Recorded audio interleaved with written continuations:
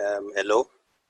This recording is going to be a recording on the module INV3701. It's going to be an introduction to this module. The recording will be slightly long, but I'll try to make it a bit short as best as I can. And this recording is going to introduce you to this module, which can be divided into 5 study units. So in this recording, I'm going to aim to go through study unit 1, just talking about some of the important theory you need to know for the exam from study unit 1, known as the equity valuation process and return concept. And then I'll also touch on part of study unit 2. So the notes that I'm going to be taking you through were written by one of my students. So you'll find that later on the handwriting will be a bit different, but I'll try to just make sure I explain everything such that you can follow the handwriting and everything. But you'll see that as we go along, it will change, it will become better. I just want you to get up to date with the first study units. Okay, so this module titled equity valuation, equity asset valuation, is all about determining the price of shares. Equity are shares, so it's all about share valuation, determining the price of shares, and it can be divided into 5 study units, as I told you. The remaining 4 study units, which is study unit 2, 3, and 4, and 5. These study units just look at different models which are used to determine the price of shares. The discounted dividend valuation is one type of model that is used to determine the price of a share. Free cash flow valuation is another more model that's used to determine the price of a share.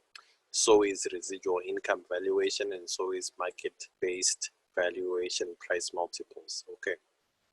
So study unit 1, known as the equity valuation process, starts right here.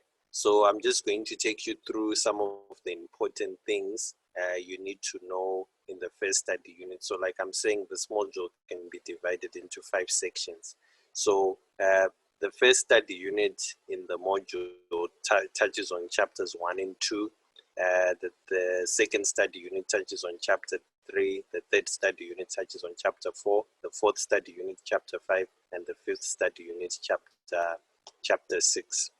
So as I've said, equity valuation is just the same as share valuation or stock valuation. So you'll find sometimes we'll use the word equity, and sometimes we'll use the word share, and sometimes we'll use the word stock, but those words mean the same thing. Okay, so in study unit 1, let's start looking at chapter 1.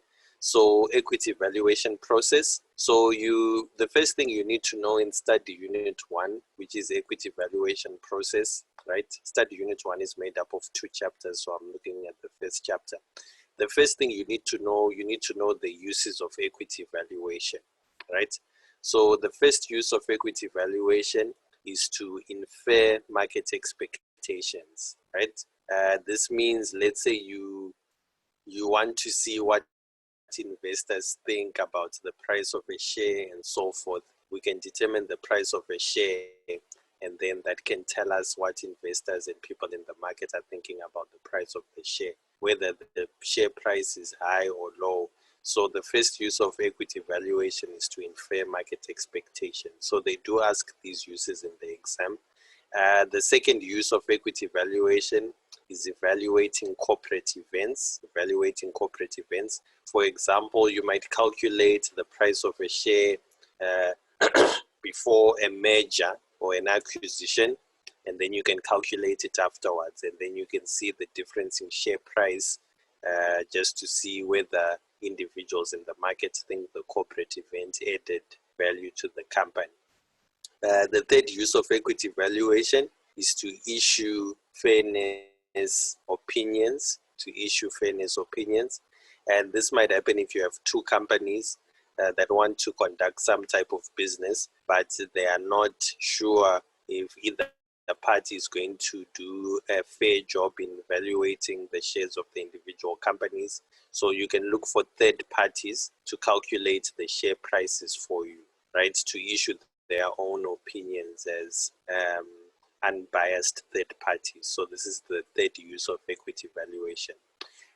We also use the equity valuation, meaning determining the prices of shares. We use it to evaluate business strategies and models. We use equity valuation to evaluate business strategies and models. And this means that we can calculate the price of a share after implementing a marketing strategy, for example. And then if the price went up after implementing a marketing strategy, we can know the marketing strategy was successful, but if the price remains the same, it might mean that the marketing strategy was not successful. Equity valuation is also used to appraise private business. When we say appraise private business, we just mean that we use equity valuation to determine the value of a private business. So in other words, let's say we want to determine how much a private business is in terms of its share value. We can use equity valuation. We can also use equity valuation for selecting stocks. This means trying to choose between different shares, trying to see if a share is too expensive or too cheap. So you can use equity valuation to compare different companies. If you want to invest in a certain sector, and then you pick one of the companies, right? Sorry, like the handwriting here is a bit, but I'm just trying to take you through it. Like I've said, my student wrote this, but you'll see in later recordings, it will be much better. And then lastly, we can use equity valuation for communicating with analysts and shareholders, right? So if you're one analyst and you want to communicate with other analysts or with shareholders as to how a company is performing, you can determine the price of the share using equity valuation, and then you can discuss with shareholders and other analysts. And it can also facilitate discussions between management and shareholders. So for the exam, the first thing you need to know are the uses of equity valuation, right? And then the second thing you need to know about steps in the equity valuation process. So you also need to know steps in the equity valuation process. You could be given a case study and asked to identify these steps, or you could be given a question and you could be asked to pick out which steps are really in the equity valuation process and which are not. Okay, so there are actually 6 steps in the equity valuation process, and I'm briefly going to talk about each step. The first step in the equity valuation process is to understand the business, right? The first step is to understand the business. And by understanding the business, what we do is we look at the financial statements of the company, the corporate strategy, and we try to understand how the business works. So before we can get the price of the share of the equity, we first have to understand the business of the company whose share we want to value. And then secondly, so understand the business. And then after understanding the business, the next step is you need to forecast company performance. After understanding the business, you need to forecast company performance. And forecasting company performance involves forecasting the sales, the earnings of the company, along with the financial position and other inputs associated with the company. So now, once you've understood the business, you can forecast the company performance. And then there are 2 approaches to forecasting company performance. There's what we call a top-down approach, and there's what we call a bottom-up approach. Okay, so with the top-down approach, the forecast starts with looking at the macroeconomic environment, meaning you look at the whole economy, right? And then based on macroeconomic forecasts, you move down to the industry in which a company is located. And then lastly, you move down to the company. So you can look at the GDP, that's a macroeconomic variable. And then you can move down to an industry, let's say the share is in the banking industry. And then lastly, you can go down to the company based on those top approaches that you've come to forecast the company performance. And then there's also a bottom-up approach. This is opposite to a top-down approach when it comes to forecasting company performance. And with this approach, you start by looking at current and past performance of a company. Okay, you look at how a company has performed in the past based on certain factors, and then you also look at different units of the company and you use this to forecast company performance, right? So for example, you might be a clothing company, and then you might have certain branches in certain locations, and you can find that in the past those branches have had certain sales based on the floor space, right? So you might want to open a new branch, and you can use information from other branches to try to forecast the sales in the new branch. So for example, different branches and the information from those branches is used to forecast the company performance based on new branches. To put it simply, you're just using internal information based on the past. You're using information within the company based on the past to try to forecast company performance rather than looking at macroeconomic and external factors. Okay. Then the third step is selecting an appropriate valuation model, right? So once you've forecasted company performance, the next thing you need to do, you now need to decide the appropriate valuation model to use. So there are two types of equity valuation models. We have absolute valuation models and we have relative valuation models, right? So absolute valuation models are models such as the discounted dividend valuation model, the free cash flow valuation model, and the residual income valuation model. These first three that we look at, these are known as absolute valuation models. And the idea behind these models is that they have to do with discounting cash flows, right? You'll find that this model has to do with discounting dividends, the discounted dividend valuation model. The free cash flow valuation model has to do with discounting free cash flows, and the residual income valuation has to do with discounting residual income. And then this last one is known as a relative valuation model, also known as market-based valuation. This one has to do with using financial ratios to determine the price of a share. So we can separate our models into two groups. So you should also be able to distinguish. So the third step in the equity valuation process is to decide which of these models to use, one of these four models, right? So here I just go on to explain the difference between the two.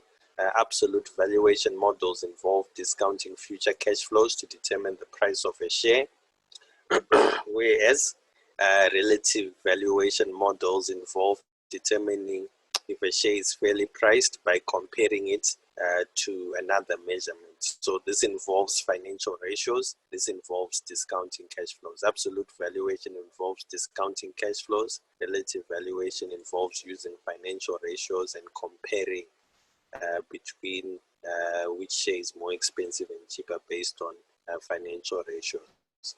And then after choosing the appropriate valuation model, the last two steps, you need to convert your forecast into a valuation. This is where you actually do your maths and your calculations, converting those forecasts, and you've chosen an appropriate model. And then, so this is what we are going to be doing most of the time. We're going to be doing calculations, converting forecasts based on information given into a valuation.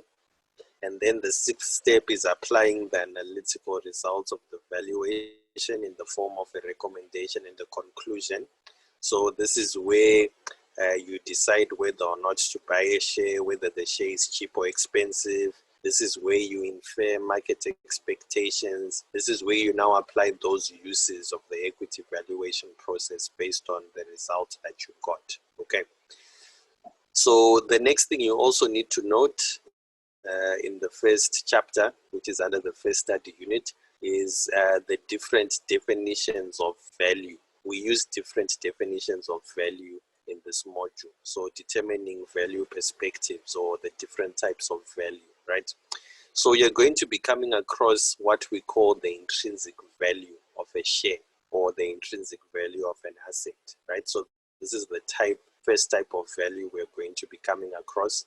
So when we talk about the intrinsic value of a share or an asset, this is the value of an asset given a hypothetically complete understanding of the investment characteristics of the asset. So this is the technical definition given by the study guide and the textbook, right? But in simple words, when we talk about the intrinsic value, this is simply the calculated price of a share.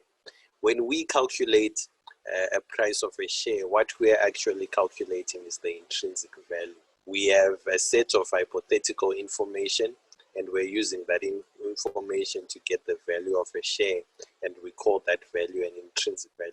So if you see an assignment question which asks you to calculate the intrinsic value, it's simply just asking you to do your calculation and to get the answer. Like if the question says determine the intrinsic value. So we compare this calculated price, this intrinsic value, we compare this intrinsic value to the market price of the share to determine if the share is expensive, cheap, or fairly priced. So what we do in this module, you'll see we'll do a lot of it. We will calculate the intrinsic value of the share, and then we will compare that intrinsic value of the share with the market price of the share. And then we'll use that information to decide if the share is fairly priced, overpriced, or underpriced, right?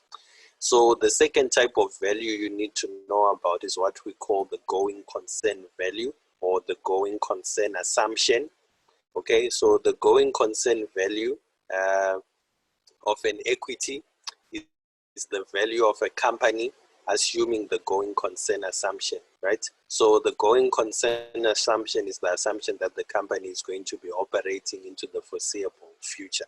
So if someone asks you to give them the going concern value of the company, or if they say give us the value of the company assuming a going concern, they simply mean give us the value of the company assuming that the company is going to be operating into the foreseeable future. Most of the time, this intrinsic value that we calculate is actually calculated under a going concern assumption. We calculate the value of a company assuming the company is going to be operating into the foreseeable future. So the going concern assumption is applied when we calculate the price of a share under intrinsic value. And importantly, the going concern value is just the value of a company assuming the company is going to be operating into the foreseeable future. It's different from what we call the liquidation value. The liquidation value of an equity is the value of a company assuming that the company is stopping operations and selling its assets. So the liquidation value or liquidation assumption is opposite to the going concern assumption. This assumes that a company is stopping operations and it's selling its assets and winding down its operations, right? So the last type of value you need to know about is what we call the fair market value. So these are just theory things you could be asked. And the fair market value is defined as, this is the price at which a share would change hands between a willing buyer and a willing seller under no compulsion, under no force. So let's say we have a party who's willing to sell and a party who's willing to buy. Those two will trade the asset at the fair market value if they are doing so willingly. Okay. So talking about the intrinsic value, in this module, the idea behind the intrinsic value for us is that we will simply be discounting all the future cash flows. You see, the intrinsic value is equals to the sum is equals to 0 up to n CFT over 1 plus RT. In simple words, the intrinsic value of an asset is simply the calculated price of an asset, whereby we discount all the future cash flows that we get from the asset, right? So the intrinsic value is just the sum of the present value of all future cash flows. So for example, let's say we're at time 0 and we expect to receive 5 Rand from a share after 1 year. And then we expect to receive 2 Rand from a share, 6 Rand from a share after 2 years. And in the 3rd year, we expect to receive 7 Rand from the share and to sell the share for 50 Rand, right? What we do, we simply take this dividend after 1 year and we bring it back to today. We find the present value of this 5 Rand. We take this 6 Rand, bring it back to today. We find the present value of this 6 Rand. And then we get the present value of the last dividend payment. This is supposed to be P here, and the price of the share that we can sell it with. So these are, in the third year, we'll get 57 Rand. As soon as we get the 7 Rand dividend, we'll share the share price, we'll sell the share. So it means we can get 57 in the final year, and we bring that back to today. So we find the present value of all these future amounts, and then we add them up. So the total of those present value is just what we call the intrinsic value. That's what this formula is telling us. CFT over 1 plus R to the power T, summation T is equals to 0. Just discount all your future dividends and bring them back to today and add them up to get the intrinsic value, right? So there are some questions you can look at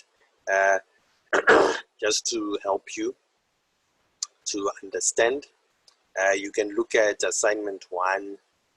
Let's actually just go through these questions quickly, okay, I'll just take you through some of them. I don't want this recording to be too long. Maybe let me just take you through assignment 1, semester 2, question 1 and 2, assignment 1, semester 2, question 1 and 2. So these are some of the questions you might come across. Question 1 and 2, these ones right here. Interpret this formula. V is equals to the sum of CFT over 1 plus RT using the discounted cash flow model. And as we said that an asset's value is just equal to the present value of the sum of all its expected cash flows. This formula is simply telling us that we take all future cash flows, we discount them back to today, and we add them up, and the answer we get will give us the value of the share, right? And then question 2 says, which of the following statements is most likely correct with regards to the steps and activities and actions in the equity valuation process? An analyst applies the valuation conclusions by choosing the FCFE model to convert forecast into a valuation. An analyst carries out sensitivity analysis to understand the business. An analyst helps the firm is evaluating, compile their financial statements. The actual correct answer here is number 2. A sensitivity analysis falls under converting a forecast into a valuation. Okay, so these are some of the questions you might come across. It's good to practice these. Even May, June 2019, multiple choice section 1. Let's just look at that. May, June 2019, the multiple choice section, question 1. Okay, just to give you an idea of some of the questions you might come across. But with these questions, it's all about practice. An analyst noticed that its best estimates of a share's intrinsic value can differ significantly from the market price. The least likely explanation is a difference between the market price and the intrinsic value, a difference between the estimated value and the intrinsic value, a difference between the going concern value and the intrinsic value. So this analyst notices that the value that he calculates, right, which is the share's intrinsic value, right, differs significantly from what's in the market, right? What's the least likely reason? Number 1 is likely to be true. This is not the least likely reason. The market price being different from the intrinsic value is exactly what they've just said here. So this is not likely. Differences between his estimated value and intrinsic value, this is also not correct. It's not it's not the least likely explanation. The least likely explanation here would most likely be actually it's number 2. Sorry, this is the least likely, because remember the estimated value is just equal to the intrinsic value. The estimated value is what he calculated and the intrinsic value is what he calculated. So if the intrinsic value differs significantly from the current market price, it's least likely to be because of a difference in the estimated value and the intrinsic value. But it's just all about practicing. Even October, November 2018, question 1. This answer actually, before we move on, this answer could be open to a bit of debate. It's not clear cut. Because remember, we said that the intrinsic value is calculated assuming the going concern assumption, right? So we would assume that if the intrinsic value differs from the current market price, right? It could least likely be a difference between the going concern value and the intrinsic value. But to keep it simple, we will take option 2, because remember, the intrinsic value is what you calculate, right? And the estimated value is also what you calculate. So if there's a difference between intrinsic value and current market price, it's least likely because there's a difference between these two, because they are the same thing, okay? And then this one is a bit more straightforward. The price at which an asset would change hands between a willing buyer and a willing seller when the former is not under any compulsion to buy and the latter is not any under compulsion to sell. We call this the fair market value. We've already seen this and gone through this, so there's not much there. So those are some of the questions you could come across. There's even a question like October, November 2018, question 2 in section B, right? This is a long question. They gave you a case study, and then you can go through this question. Like, they gave you a case study, right? And then they said identify the 5 steps of the equity valuation process that these 2 analysts followed, and give an example of one action, activity, decision they took in each step. Okay, so you can read this. For example, Senzo and Mandla are research assistants, and they were asked to analyze shares listed on the Johannesburg Stock Exchange, and they want to use the equity valuation process to advise which shares he can include in his portfolio. Okay, they've been approached by someone.